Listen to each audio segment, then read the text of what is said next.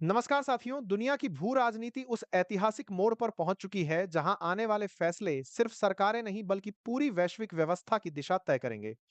शीत युद्ध के बाद जिस अमेरिका ने यूरोप और नाटो को अपनी सैन्य, आर्थिक और रणनीतिक ताकत का आधार बनाकर दुनिया में अपना वर्चस्व कायम रखा, आज वही अमेरिका उस व्यवस्था से धीरे-धीरे पीछे हटता दिखाई दे रहा है। डोनाल्ड ट्रंप की सोच के केंद्र में अब एक बिल्कुल नई रणनीति आकार ले रही है।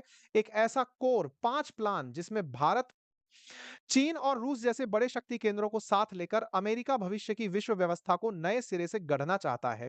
यह बदलाव केवल कूटनीति या गठबंधन तक सीमित नहीं है, बल्कि इसके प्रभाव वैश्विक सुरक्षा ढांचे, नाटो की प्रासंगिकता, यूरोप की सामरिक मजबूती, अंतरराष्ट्रीय व्यापार, ऊर्जा नियंत्रण, टेक्नोलॉजी, वर्चस्व और डॉलर आधारित वैश्विक वित्तीय प्रणाली तक महसूस किए जाएंगे।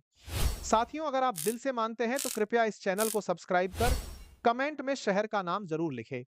सवाल यह नहीं है कि ट्रंप यूरोप और नाटो से दूरी क्यों बना रहे हैं, बल्कि यह है कि क्या अमेरिका अब एक ध्रुवीय दुनिया को पीछे छोड़कर मल्टीपोलर विश्व की अगुवाई अपने तरीके से करना चाहता है, और क्या यह नई रणनीति आने वाले समय में वैश्विक सत्ता संतुलन को पूरी तरह उलट-पुलट कर देगी?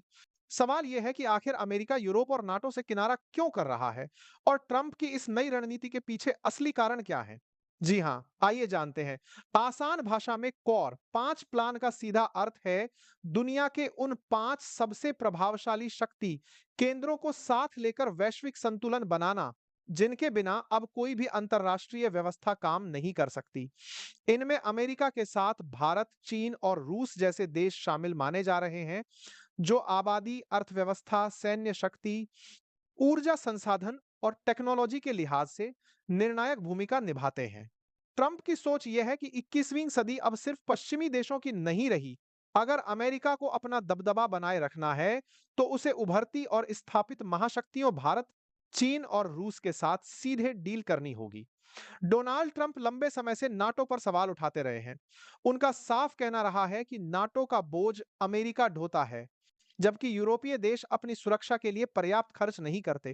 ट्रंप इसे अनफेयर डील मानते हैं।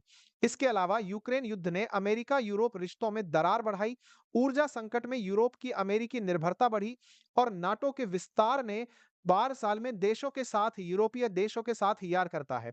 ट्रंप इसे देशों के साथ यार करता है, तो अमेरिका यूरोपीय देशों के साथ यार बढ़ाई, और नाटो के विस्तार ने रूस के साथ टकराव को और गहरा किया। ट्रंप मानते हैं कि इन सब का सीधा आर्थिक और सैन्य बोझ अमेरिका पर पड़ रहा है, जबकि बदले में उसे रणनीतिक फायदा सीमित मिल रहा है। कोर 5 प्लान में भारत की भूमिका सबसे खास मानी जा रही है। भारत न केवल दुनिया की सबसे तेजी से बढ़ती अर्थव्यवस्था है, बल्कि एक ऐसा देश है जो अमेरिका का रणनीतिक साझेदार है, रूस से पुराने रक्षा संबंध रखता है और चीन को संतुलित करने की क्षमता भी रखता है। ट्रंप के लिए भारत एक ऐसा ब्रिज पावर है जो पूर्व और पश्चिम दोनों के साथ काम कर सकता है। यही वजह है कि अमेरिका भारत को केवल साझेदार नहीं, बल्कि वैश्विक पावर स्ट्रक्चर का अहम स्तंभ मान रहा है। ट्रंप की सोच पारंपरिक अमेरिकी नीति से अलग रही है। वह टकराव से ज्यादा डील मेकिंग में विश्वास करते हैं। चीन के साथ ट्रेड वॉर के बावजूद ट्रंप मानते हैं कि दुनिया चीन को नजरअंदाज नहीं कर सकती।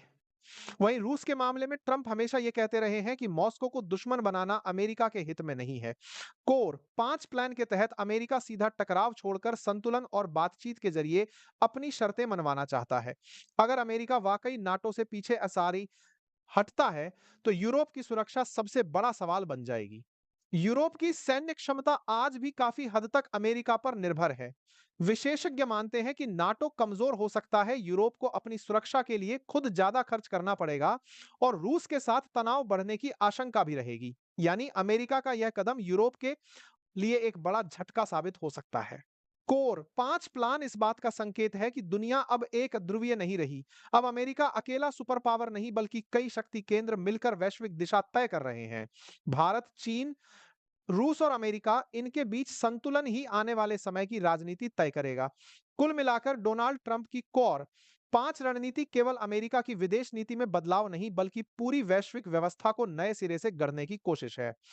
यूरोप और नाटो के लिए यह चेतावनी है। भारत के लिए यह एक अवसर है। और दुनिया के लिए यह संकेत है कि शक्ति संतुलन अब तेजी से बदल रहा है।